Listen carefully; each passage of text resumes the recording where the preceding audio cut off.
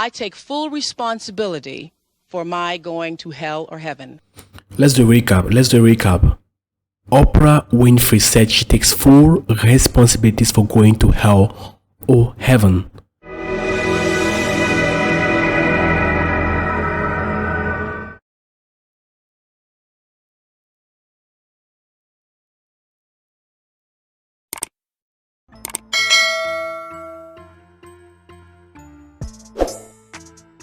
I take full responsibility for my going to hell or heaven. That's bold and tough, but she's also leading her followers to hell or heaven, whichever way the Creator chooses. I took God out of the box because I grew up in the Baptist church, and there were, rules and, belief systems and doctrine. And I happened to be sitting in church in my late 20s, and I was going to this church where you had to get there at 8 o'clock in the morning, or you couldn't get a seat, and a very charismatic minister, and everybody was just into the sermon, and this great minister was preaching about how great God was and how omniscient and omnipresent and God is everything. And then he said, and the Lord thy God is a jealous God. And I was, caught up in the rapture of that moment until he said jealous. And something struck me. And I was like, I think about 27 or 28. I was thinking, God is all, God is omnipresent, God is all, and God's also jealous. God is jealous of me. And something about that didn't feel right in my spirit. Oprah claims she's a Christian. It's a new form of Christianity called the New Age Christianity, which is deceitful and very tempting because it sounds pleasing to the masses. The Bible also prophesied hugely about these new kinds of doctrines as it paves the way for the Antichrist. What do you think? I think that it's great that, someone like Oprah, who's successful, has to pave the way for acceptance in the community. I mean, if this is what we have to do to break down barriers, then let's do it. That's what you think. What do you think? I've seen it in the Bible. It clearly states that homosexuality is wrong. And I feel that you are a powerful woman, and you have done so much. And if you are going to represent yourself as a Christian, and then you're going to go on the show and say that you also support that, it's double standarding. Well, I have a different view of Christian than you do. Okay? And the God I serve doesn't care whether you're tall or short, or whether you were born black or Asian or gay. And so that's just a difference of belief. And I don't expect to change your belief today, because just before I came down here, I'm late today because I was in the makeup room arguing with somebody who was telling me how all gay people are going to hell, and now I'm going to hell with all the other gay people for doing the show.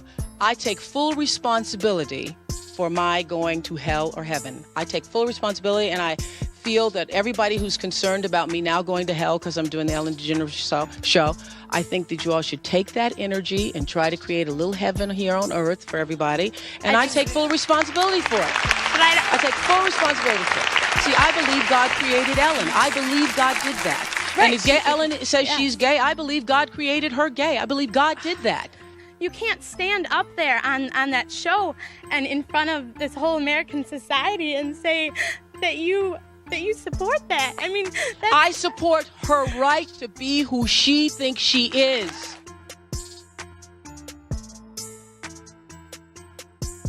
But there's more carrots in the rabbit hole. I'll get to that later. But let's do a rundown of Oprah. The first thing about our granny, Miss Oprah Winfrey, is that she's not a Christian. She completely disqualifies the definition of a Christian. And I'll tell you guys the real truth about Christianity and what a Christian is. So make sure you watch the end. One of the mistakes that human beings make is believing that there is only one way to live. That we don't accept that there are diverse ways of being in the world, that there are millions of ways to be a human being.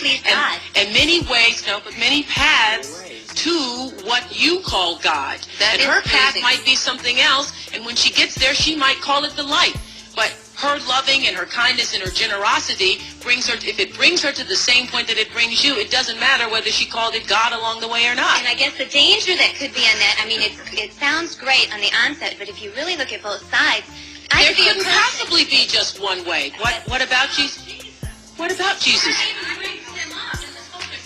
You say there isn't only one way. There is one way and only one way, and that is through Jesus. There couldn't possibly be with the millions of people in the world.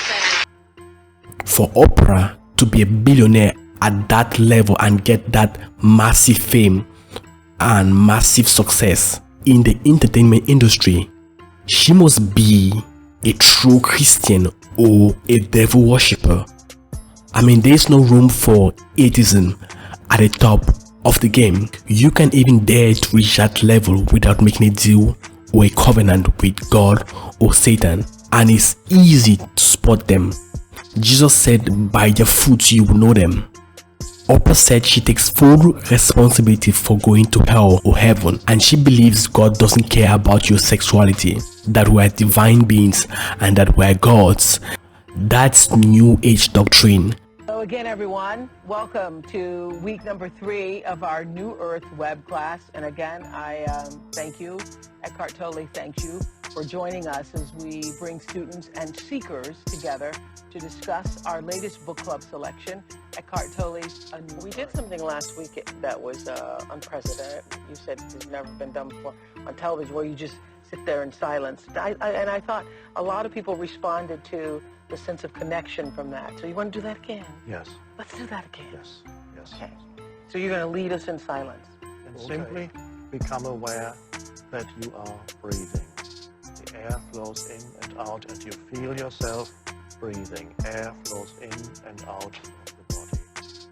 In reading books such as Tolle's, it's really opened my eyes up to a new way of thinking, a new form of spirituality that doesn't always align with the teachings of Christianity.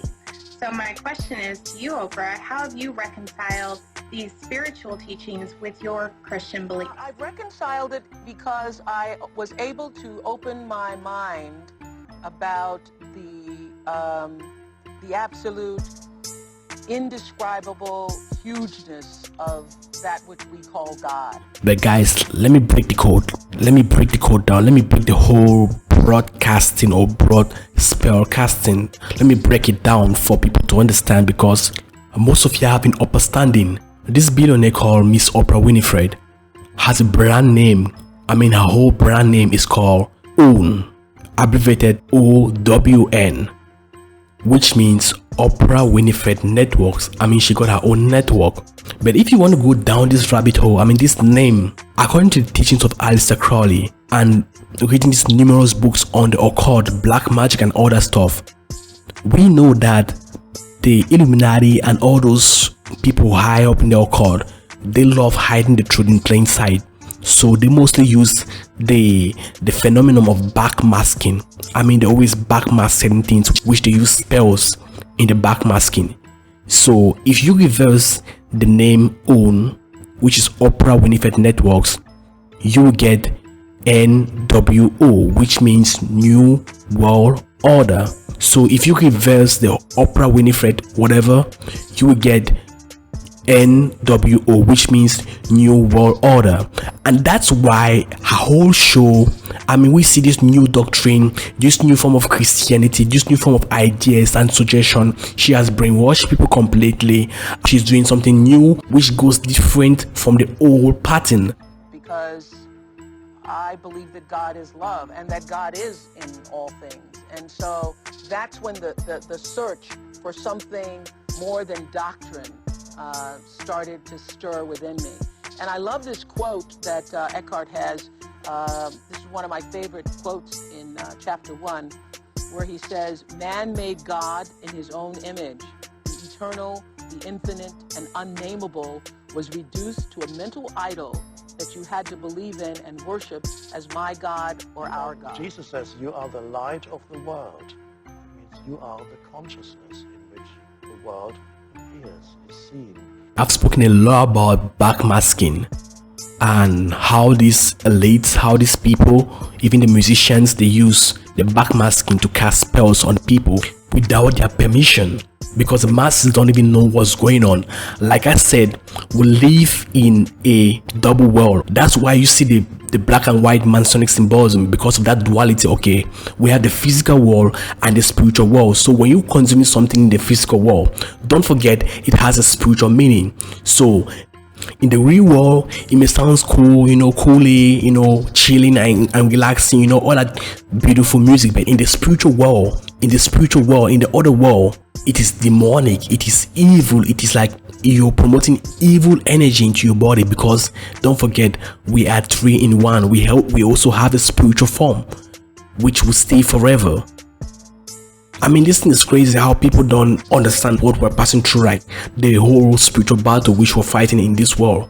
So yeah, like they can be pushing all those stuff on the television, but don't forget, a television is telling you a vision of a program which is being channeled from the spiritual world into the physical world, and is being broadcasted. I mean, casting a spell on a broad base to the masses so that they can be brainwashed to live in the matrix. I think I've exposed the whole television agenda. So she might be cool with the whole agenda, the whole LGBT agenda, but her beliefs is still shady. It leaves room for doubts. Let me just tell you guys, this might be a little bit sensitive because I'm going deeper into this rabbit hole. Now listen to what she's saying. This is what so many people don't understand. A big part of the confusion and shame for child victims is that the attention and the seduction from the predator, who is probably going to be somebody you know. Right. In order for it to work, it has to be somebody you know, somebody you admire, somebody you respect, or maybe even love. And it feels good. I mean, if you're 7 years old and somebody, which I was trying to say this to my friends who had children, you're 7 years old and someone is stroking your penis, it feels good. Right. Even though you don't have a name for what that is, it feels good. Yeah. And when I first said this years ago, people were like, you're crazy, because everybody wants to believe it's like sexual assault and you're being thrown up against the wall and you're being raped. And I have said for years, if the abuser is any good, you won't even know it's happened. You will be in it and you won't even know it's happened. And if the abuser is any good, he or she is going to make you feel like you're a part of it. I mean, and nothing is more being a part of it than what we discussed earlier. As you can see, according to her belief, which is the same belief she used against the Christians, she said it's all cool to go ahead and molest kids. She gave her own conditions and she thinks it's right. Like, leave your thoughts in the comment. Do you think it's right to molest kids? No matter the condition, like, do you think it's right to molest kids? Because it will only be a person who is demon possessed that will go ahead and molest a kid. Oprah, a pedophile. Let's see. Hanks, Weinstein, the company she keeps, as rich as she is very high up in the cult. There is a widespread cult that is worldwide. What about Dave Chappelle? I think he knows quite a bit. Why did he run away to Africa? Why was he so freaked out? And they'd be like, see, this beliefs is coming from Aleister Crowley, sex magic. This was one of the highest Satanists. As you can see, she's not really a Christian. She has her own different belief and her own different stuff, which doesn't come from the God of the heaven and the earth. She believes in her own God, but she's trying to like make people believe that she believes in the God of the heaven and the earth. I mean, she believes in Jesus Christ. But as we can see, she's customizing God completely, and she has her own different belief, which is not Christianity. And like I told you guys before, Christianity, when it comes to Christianity, it's not about how you feel. It has nothing to do with feelings. Okay, keep your emotions and feeling aside. When it comes to the Most High, you have to do what is right in the eyes of the Most High, because Christianity is accepting the fact that Jesus Christ, which is the Son of God, left the heavens, came down on earth, died for your sins completely so that you will not perish with this fallen world. So Christians are believers in Christ, but they are not only believers, they are followers of Jesus Christ, and a follower is a disciple. That's why when Jesus Christ came into this world, he had 12 disciples, and disciple is gotten from the word discipline. Discipline means you do what you're commanded to do. Discipline means you have to forgo certain things in order to do one thing which is very important. I mean, if you've ever been in the military, you will know what I'm talking about. You will know the essence of discipline. But nowadays, people just walk around, do whatever, and they think, or they call themselves Christians. And you guys know very well. Jesus Christ said, and you guys know what he will do. At the end of the day, when you go before him, he'll be like, "Depart from me, I know you not." If you call yourself a Christian, you have to walk by the same set of rules with everyone around the world. God wants us about this new form of religion or teaching, understand the hearts of many from him.